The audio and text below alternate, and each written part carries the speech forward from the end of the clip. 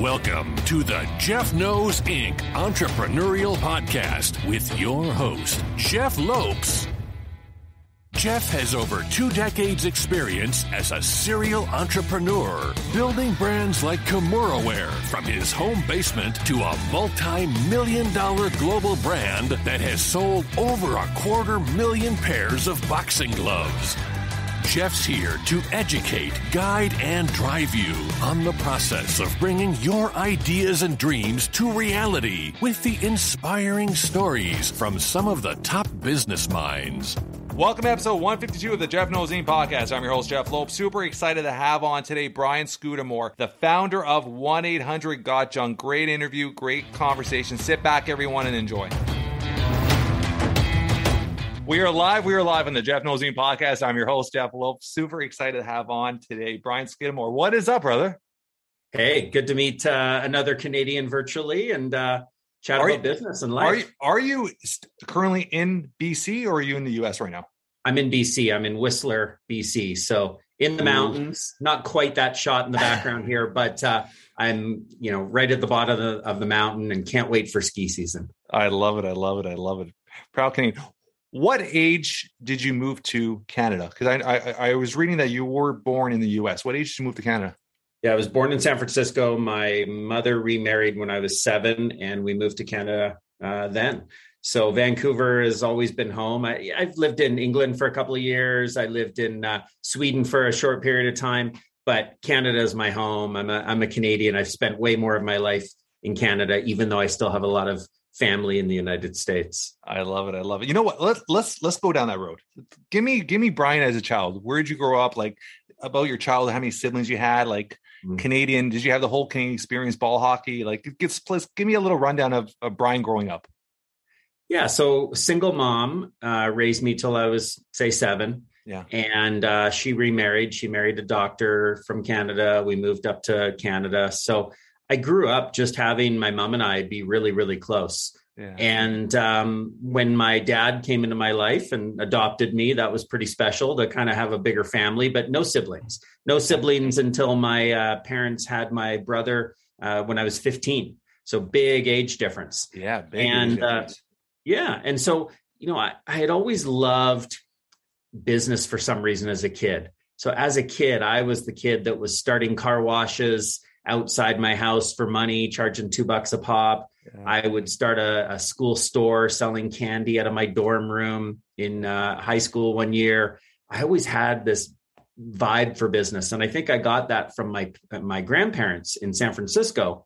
They owned an army surplus store, and it was in a dodgy area of town. And I used to go down there, and it was a big adventure. I'd go work every summer, every Christmas vacation. And I loved how they served customers and took care of people. And it was a lot of fun.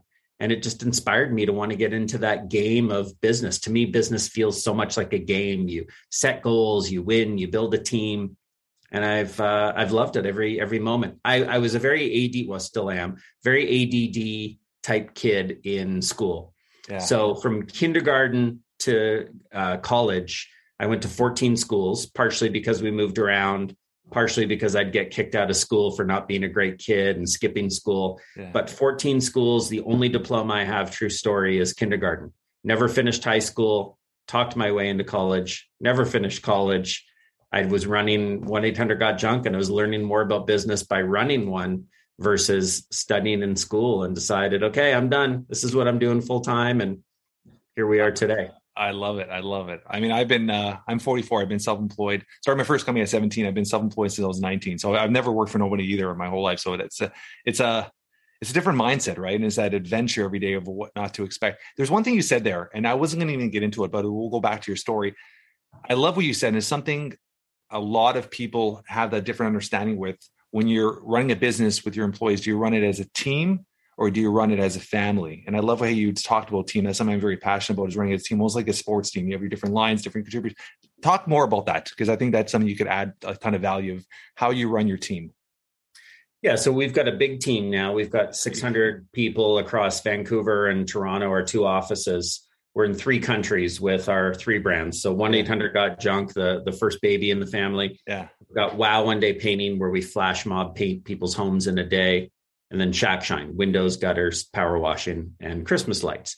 Yeah. Each of those brands requires us to have a head office team, and the team is run very much like a sports team.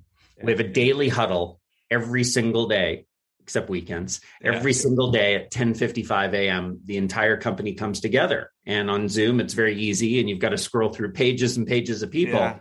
But we've got a structure for sharing how we're winning, sharing good news, what we can celebrate, sharing where we're stuck and how a play has to adjust. So it is finding the right people who fit the team and add to the team. Yeah. But then it's, what are our goals? What are our themes for the quarter? Everything is very much like sports. And what I love about it is it makes it fun. Yeah. It makes the day-to-day journey of business exciting and fun. We set these big goals and we work together as a team to make them happen. So, I can see behind your right shoulder there, Oprah on your wall. Yeah. So I got to meet Oprah. We got to be on the Oprah Winfrey Show because we had a goal to get 1-800-GOT-JUNK on the Oprah Winfrey Show. It was a team-driven goal, and it was a team-driven celebration. It felt like the team won. It felt like, look what we accomplished. Yeah. And I think that's so important as a leader is how do you fire people up towards a common goal and a common vision in the same way that you'd win in sports? I love that. Now let's go back to, there's a question I want to have for you. You said you were a high school dropout? Yes. High school and college. So let's start with high school. Yeah. Coming now, obviously you said your stepdad adopted you and having obviously a higher education as a doctor. Where was your mindset of your parents when that happened?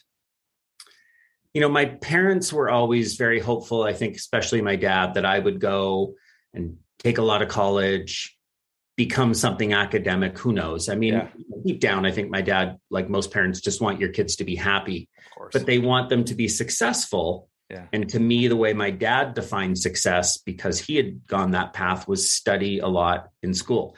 So I remember as a kid, I grew up both celebrating Christmas and Hanukkah based on my family. And I remember when I'd get Hanukkah money or Christmas money, it was this, my dad would say, when you write your thank you cards, tell them what you're going to do with the money. And it was always his idea, not mine. I'm saving the money for university. I'm going to save the money for college. And I'm thinking as a kid, I'm like, I'm not saving this for college. Are you kidding me? I'm going to go buy records. I'm going to go buy clothes, whatever it is. But I felt like I had to say that. And that was his dream, not mine. So when I dropped out of school, you can imagine my dad is like, what are you doing? You're leaving university to become a full-time junk man. I had a year left in college. My dad's belief was just finish. You've got one more year. Yeah. And I said, but this business opportunity might not be there if I wait a year longer. I was learning more running my business than I was studying in school. So you strike while the iron's hot. So that business all started in college. And I mean, I'm sure you've told the story a million times, but let's just give a little rundown. So you started that in college. Did you have a partner, or is this all on your own? So I did have a partner after I started. So I started actually before college. Okay, did. So I started as a way to pay for college. I didn't finish high school. Yeah. I needed the money to go because I talked my way into college. Yeah. I'm good at, as a salesperson, sometimes talking my way into things. I don't have a diploma in grade 12, but come on, let me in. And they did. I had to find the money, and I was in a McDonald's drive-through of all places. I see this beat up old pickup with plywood sides, and it said Mark's Hauling on the side. And I looked at that truck and I'm like, I am going to haul junk. That's going to fund my college education. And it did. Yeah. But then that's where, ironically, I was learning more by running the business during college than studying in college. And I dropped out. Yeah. Oh, and you asked about a partner. I did have a partner a couple of different times. I brought in a partner as a friend. I wanted the camaraderie of working with somebody, not doing it alone. I had so much to learn, and it takes courage starting a business, especially when you're 18 years old and of course in my early 20s. And so I had partners, I figured out a way to buy them out of the business at some point. And how long did you have the partner in there for? I had one for probably a couple of years. Yeah. And it was when I left school, when I left college, he came into the business with me, and we were going to do big things, and we had fun together, but two very different agendas. He wanted to ski a lot more. He had a new girlfriend. There were all sorts of things going on. And it just, as a 50-50 partner, you end up resenting. You're like, why am I doing all the work? Yeah.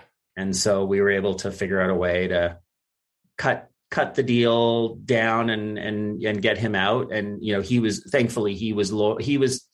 was understanding that it was my business that I started, that I brought him in, and, he said, you deserve to keep the business. And so. And what about your second time you had a partner? The second time was actually, it was prior. So that was the second time. The first time, it was on a very casual basis. It was, I don't even think we ever had a shareholders agreement. Yeah. And we just ran the business together. And it was more like having an employee who felt like an owner and wasn't really making a ton of decisions. So I ended it. And we were able to stay friends, thankfully, which was good. Where's your mindset with partnerships? And I'm going to tell you, I'll tell you why I'm asking that after. I just want to see with your mindset with partnerships. And I think that they can be a challenge. I think that people often get into them for the wrong reasons. Yeah. If people get into a partnership knowing what they're really looking for and what they're trying to complement, then that's different. So today we've got a management company where we've brought some people into it as employees who have some equity in that. Yeah. Because we know that we need them long-term to continue to play a really important role in the business.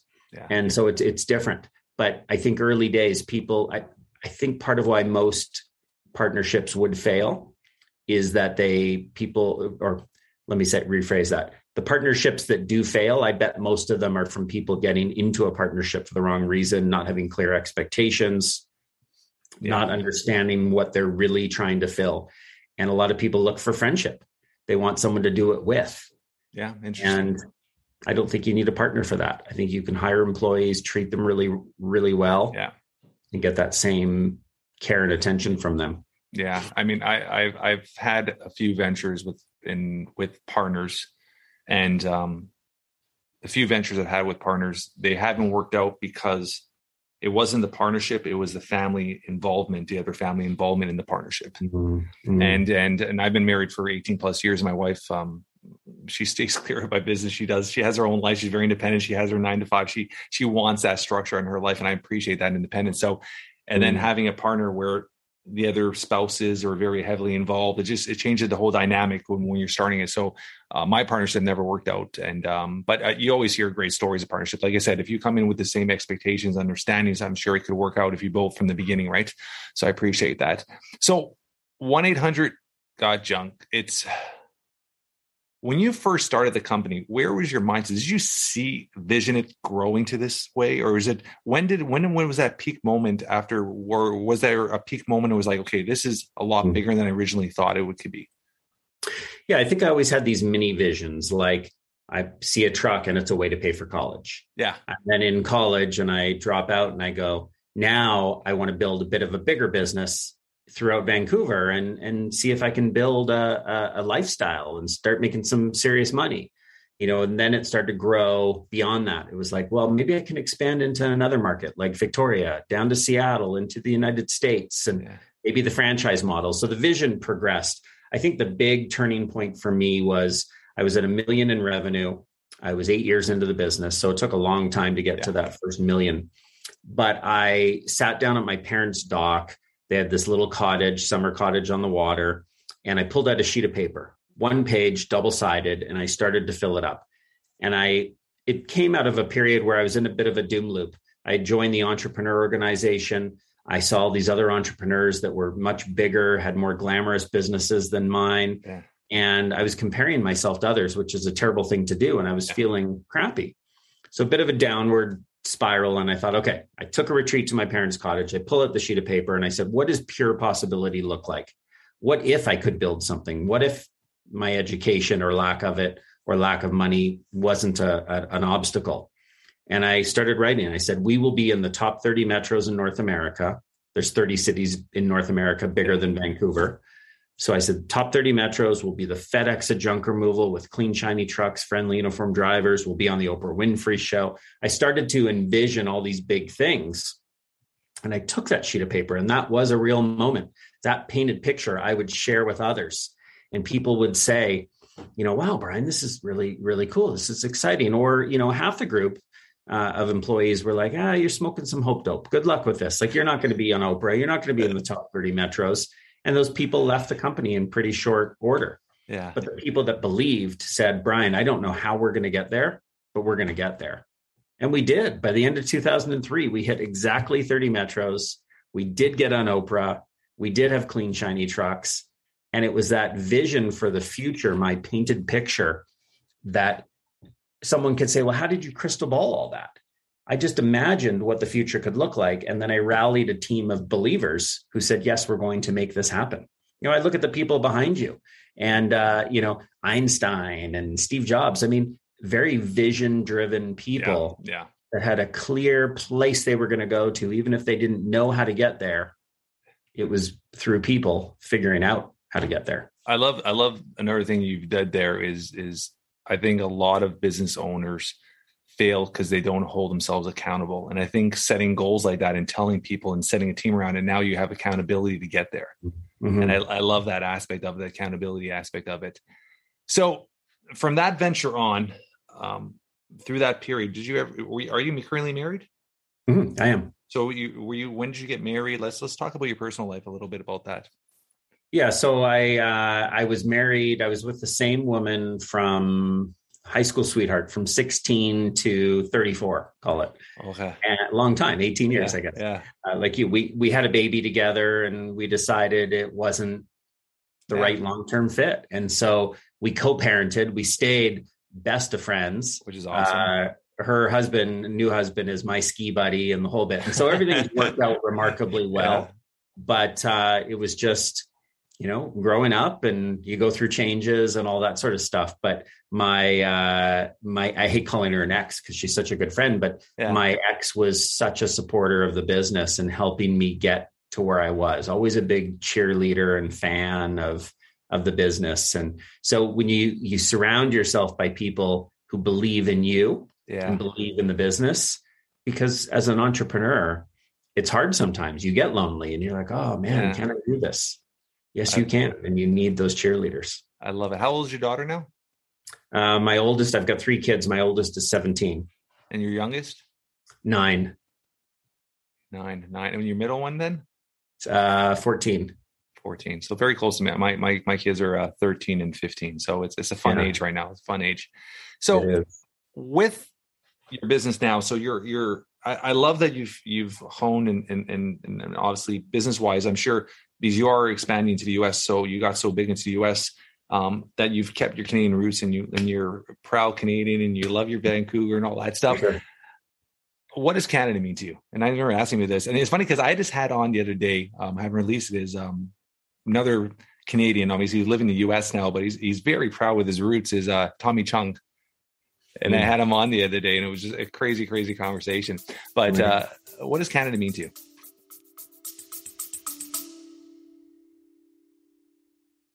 Are you ready to unlock your full potential? I want to introduce you to the Fit, Healthy, and Happy podcast, a powerful resource to transform your life today. With expert interviews, practical tips, and inspiring stories, this podcast is your roadmap to lasting wellness. Here's what a listener has to say. I used to struggle with my health, but this podcast changed everything. It's like having a personal trainer, nutritionist, and life coach totally for free. With over 2,000 5-star reviews, we're a podcast you can trust. The Fit, Healthy, and Happy podcast, available now wherever you get your podcasts.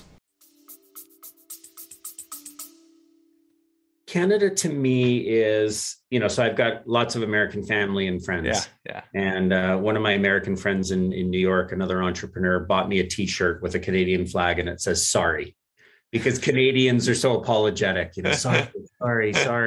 And, Canada's different, while I've got my US and my Canadian experience, I think Canada feels a little more united. We're rule followers. We often sit there and go, okay, like this is just what we got to do as a country to push through. We're not all united, but I look at the United States and it feels more divisive than it needs to be, or than anyone would want it to be. I agree with that. Yeah. So I think Canada is just a little more together feeling. And then, of course, all the things that I love, like hockey and the snow and skiing and maple syrup and all those, traditional Canadian things, right? But I have an attachment to both countries, but Canada is where I've spent, from 7 to 51, almost 50 years, I guess, right? Getting up there. And it's my home. It's my kids are all Canadian, and I love it. Where I grew up. Hockey. So I'm assuming you're a Vancouver Canuck fan? You know what? I am. I'm a bandwagon guy. Like when they're doing well and they're in the playoffs or the Stanley Cup finals, like that's all amazing. But I grew up playing ball hockey, like you talked about. Yeah. I mean, it was like, you always would go in a back lane and set up your net, and a car comes, you move it. It was fun. It was a great childhood, huh? When you think about that stuff. Oh yeah. And hockey cards. Like I was so into hockey cards. It's funny because I just got back into sports cards as an investment the last year and a half, just graded cards. And it's just fun because that was essentially my first side hustle. Was when I was 12, 13 years old. My dad used to drop me off at a sports card convention or show every weekend. And I would go in with like $25 and come back with $100, buy packs, trade, sell. And that was my little... And so it was a big part of my childhood, and we're roughly, very close in age. So that was a big, back when we were kids, that was a huge thing, those sports cards and all that stuff. No, it was a big thing for me. It was one of my side hustles as well. When I went to school in Montreal, I went to Concordia University. Yeah. And I remember they had these French Upper Deck hockey cards. Yeah. And Upper Deck was, sort of the brand at the time. And because they were only in Quebec, they were considered rare. Yeah. And people in the United States wanted these French cards. So I'd buy them by the caseload and I'd sell them to people in the United States. And I sold $60,000 worth of hockey cards. Crazy, in 1 year of university. Yeah, it was so fun. I love it. Let's talk about your two, I guess, under your umbrella company. Wow, One Day Painting. Where did that all start? Where did that all come about? How did that all come about? Yeah, it was 22 years into the business of 1-800-GOT-JUNK. And I thought, I was looking for something else we could apply our learning to, something fresh. We were essentially sold out of franchises for 1-800-GOT-JUNK. And I thought there's got to be another opportunity. And so it was serendipity. I was looking to get my house painted. I got 3 quotes. I didn't know anybody out there in the business. So friends referred some people from Facebook, and first 2 came in, cigarette smoke, showed up late. They were exactly what I would have expected in the industry. Yeah. But the third guy, Jim, comes in and he goes, my competitive advantage is my quality's great. My pricing's great. Everything's the same as everyone. But what makes me stand out? I'll get your home done in a day. It's essentially a flash mob painting of your house. It's not rushed. There's no compromise in quality. If you've got 7 rooms in your house, then 1 or 2 people in each room. It's just coordinated. Yeah. It's planned. It's a project. And I thought, okay, we'll try him out.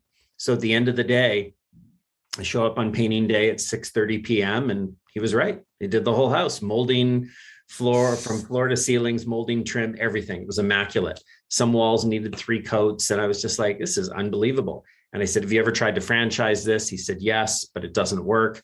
So, well, let's have a beer. I think maybe I can help. And we partnered, and I eventually bought the company, and I rebranded it as, his company was called One Day Painting. And I called it Wow, One Day Painting, because that's the feeling I felt when I walked in the front door. And it's been unbelievable. We're a $50 million business and growing. I mean, where 1-800-GOT-JUNK is a $500 million business. Yeah. I do believe that Wow One Day, through our franchise model of finding people that want to build these empires, they'll overtake 1-800-GOT-JUNK at some point. So this is also a franchise model. Yeah, all our businesses, all 3 of them are franchised. And what we love is giving people a proven recipe. Yeah. Some people like you and I have started businesses from scratch, and plenty of people go that route and they want to make the mistakes and learn and figure it out and tweak. But it took me 8 years to get to $1 million in revenue with my 1-800-GOT-JUNK. Yeah. My first franchise owner, Paul in Toronto, did $1 million in revenue in his first year, his first full calendar year. And this is the Wow. This is 1-800-GOT-JUNK. 1-800, yeah. Which is crazy. So which is took crazy. Me 8 years. He did it in a year because we had all the systems and processes to say, here's how you do it. Yeah. I mean, and that's the magic of a franchise, right? I mean, it's just, it takes that entrepreneur, all the guesswork out of it, right? I mean, and there's people that are cut to be entrepreneurs, other people that are cut for the franchise, which I love. So from there, Shack Shine, what is that? So Shack Shine is windows, gutters, power washing, and Christmas lights. We call it the house detailing business. So if you look at people detail their cars, Yeah. why not detail your home, right? Wash Yeah. the outside of the house, clean the windows, do the gutters, put up Christmas lights at Christmas. It's been a really, really neat business. And one of the things that I'm most excited about is the Christmas lights. Like, you cannot walk away from a Christmas light install without the family just going, wow, twinkle, sparkle, and glow. This is amazing. And it's a really special business, and it's a very busy business. So you take the time of year when you're not as busy washing someone's windows and power washing because of the weather, but you're putting up Christmas lights. It goes so well together. I love it. I love it. I love it. I love it. So this is obviously, when did this come about, or this company? Shack Shine has been, I think, maybe 6 years. And how many franchises do you guys have out already? Over 50. You're growing. You're doing amazing, buddy. Congratulations. I love it. Honestly, I'm one of those entrepreneurs. When I hear stories of success, it just puts a smile on my face, right? It's amazing what you've accomplished and how you've accomplished it. And you're obviously very, you're down to earth. You're Canadian. You're Canadian as you get. You're just polite. You're nice. You came on for our listeners, and we have a good list, a good following. And I mean, when Brian came in, the first thing he did was talk about my dad, and just a good person, just put a smile on my face. So I appreciate this. I'm going to change it up. What does fatherhood mean to you?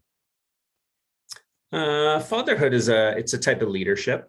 Yeah. I think it's, how do you lead and inspire your kids? So something I've never asked any of my 3 kids is what they want to be when they grow up. Yeah. I want them, I mean, I know what I want them to be is be happy, but that's all I care about. So how do I help them discover their dreams, their goals? So I'll talk about vision. I'll talk about big ideas and dreaming and things, but I've never asked them what they want to be, because I want them to focus on, just as they grow up, being exposed to opportunities.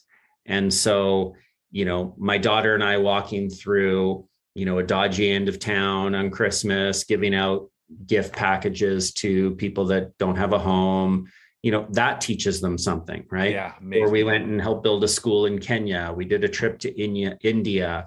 It's taking them out of their comfort zones to try new things. They'll find their own path, and I can help guide them. So fatherhood to me is a type of leadership.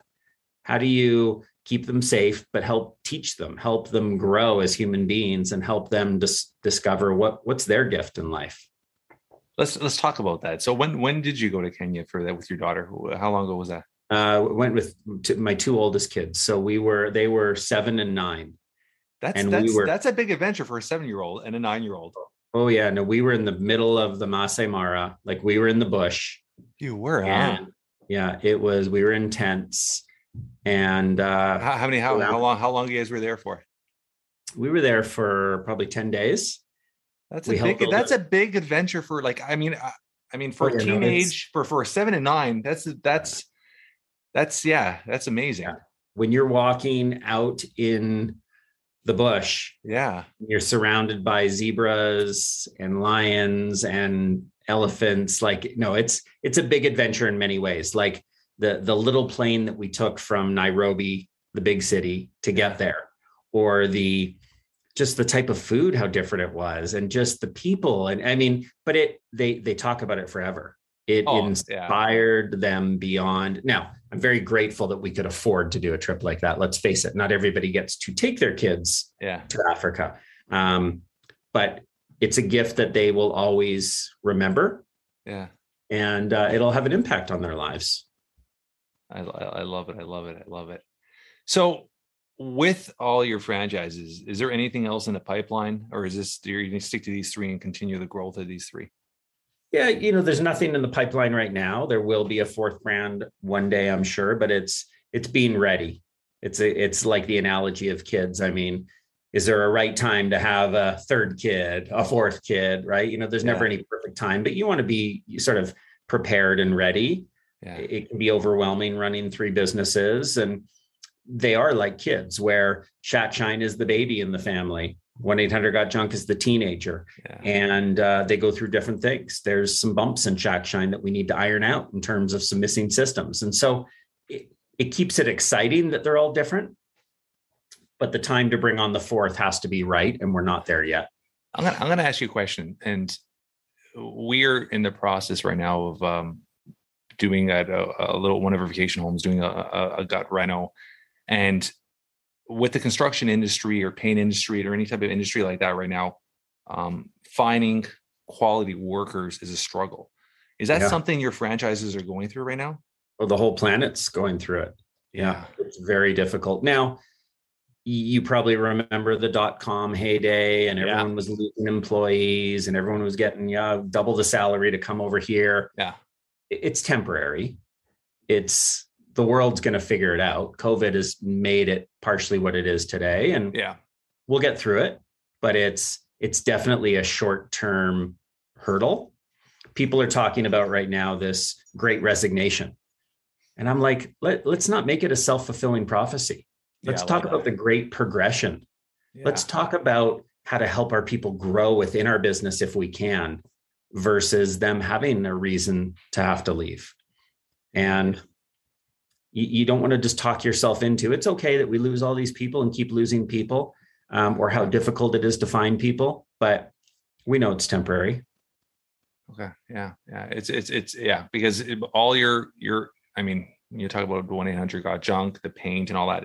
There are industries right now where, like I said, that when you talk to other entrepreneurs that run small, even if it's a small mom and pop, I mean, employees are the biggest struggle. It doesn't matter what business you are. I mean, that's something where if you're $1 billion company or mom and pop shop, employment is always something that everybody struggles with, because just matters industry, the turnover rate. So I just wanted to ask you that, because it's something that we've been talking about lately. It's just finding workers that want to do the worker. And it seems like everybody's either over busy now because the demand because of COVID, or people just don't want to work, period. So they have that balancing act right now. It's a challenging time. And we're just, with our people, our franchise partners, while we don't have the answers they might be wanting and looking for, it's just be extra appreciative and grateful of everyone you have right now. Build a great culture. Just do everything you can to treat your people right. Yeah. And that will attract other people. I mean, that's always been our belief. People often say in a business, the customer is king or queen, like they're always right. To me, it's the people are the king and queens. Yeah, I love that.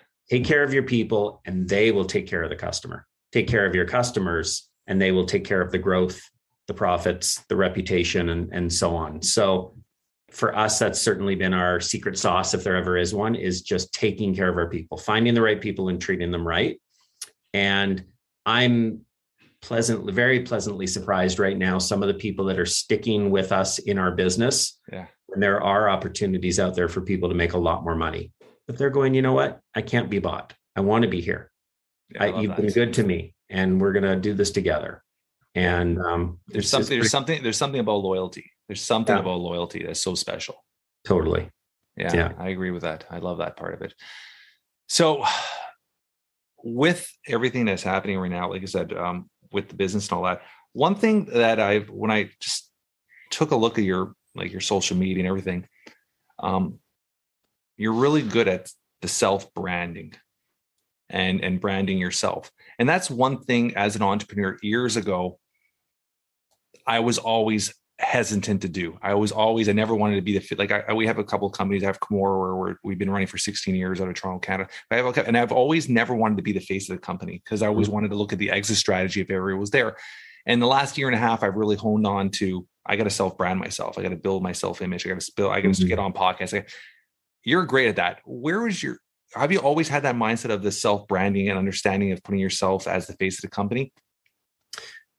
No. And it's interesting because the way I see it, it isn't about me, but I get to be the voice of the businesses. And I'm not saying it's a negative thing. I think it's a positive thing. Yeah. It's positive.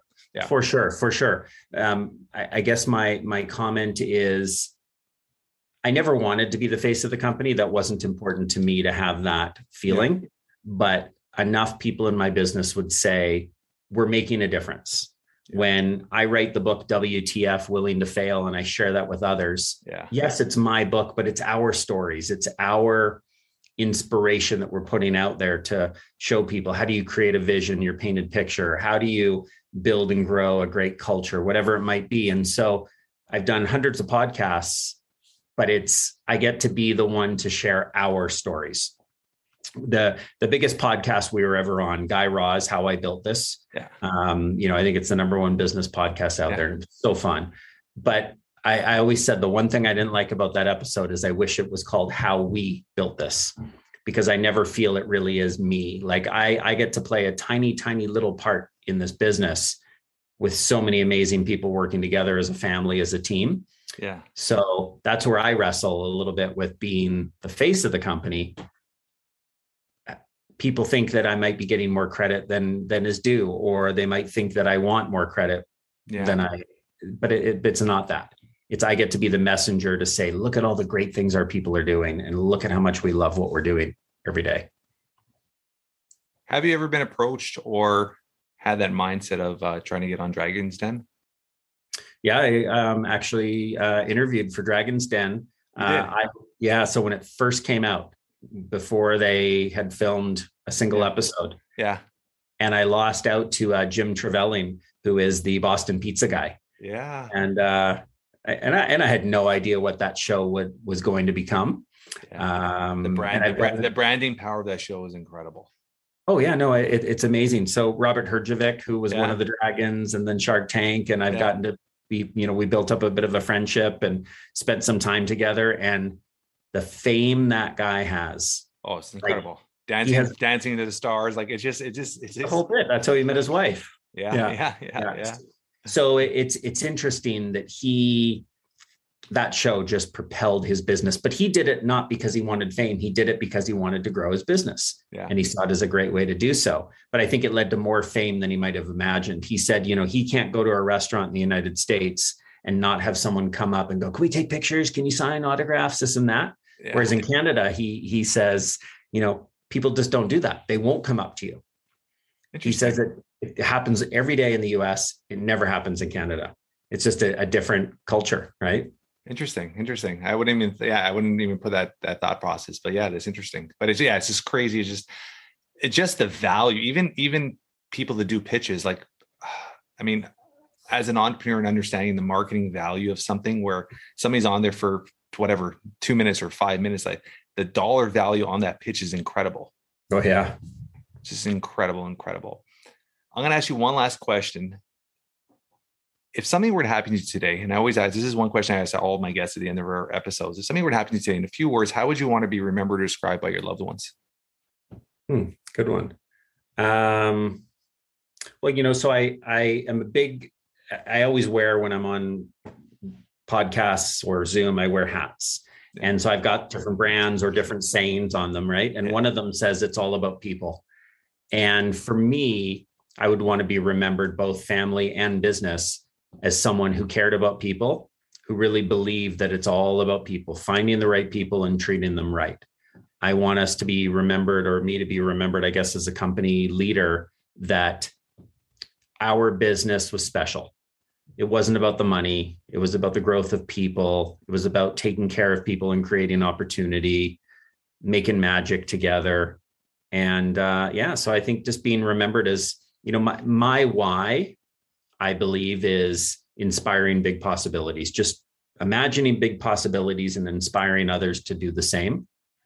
So if people inside my business or outside my business are inspired to think about bigger possibilities, that would be one thing. I love that. And I love how you keep using the word we or ours. It's always a collaboration of everybody as one, which I love that. Totally. And it comes so natural to you. So it's obviously, this is from the heart. So I love that. Yeah. This has been awesome, Brian. It's how I feel. I know really, you could tell that. Again, that's where I struggle with the face of the company thing. Yeah. It's like, okay, I get that I need to do it as part of my job, but I'm trying to represent all of our people when I get messages. Random question. Were you the voice of all the radio ads? That's me. I love it. One of my employees was asking that. He's looking over at me right now. He was asking that. He says, Brian was the voice. Okay. I love it. All you have to do is point. Yeah. It's like, it's funny because Roy Williams, the Wizard of Ads, who does all our radio creative, he's like, Brian, I'm writing these, but you have to be the voice of it. And I'm like, I don't want to be the it's meant doing hundreds and hundreds of commercials, but we found a system and it works. But I had to trust him, and it's fun. My kids will make fun of me when they hear the ads, and I love it. This has been awesome, brother. Anything you want to leave with our audience? This is great. This is just a lot of fun. I love being here. And, if anyone wants to connect on social media, if there was an idea or thought that I shared that resonated, or you want to reach out, go to @Brian Scudamore on any of the social medias. And it's just, I think being an entrepreneur and starting a business or being involved in a business is so much fun. Yeah. And whenever anyone wants to talk about it, it's an exciting day. I love it. Thank you so much, brother. Thank you. Great to be here. That's a wrap for today. I want to thank our guest, Brian, for taking time out of his incredibly busy schedule to be a guest on the Jeff Knows Inc. podcast. What a great conversation. If you guys enjoy this conversation as much as I have, like all weeks, tell your friends, tell your family, spread the word. We're trying to build something special here. Leave a review. 5 stars would be absolutely amazing. We love taking time reading all the reviews. Until next week, guys, keep moving forward.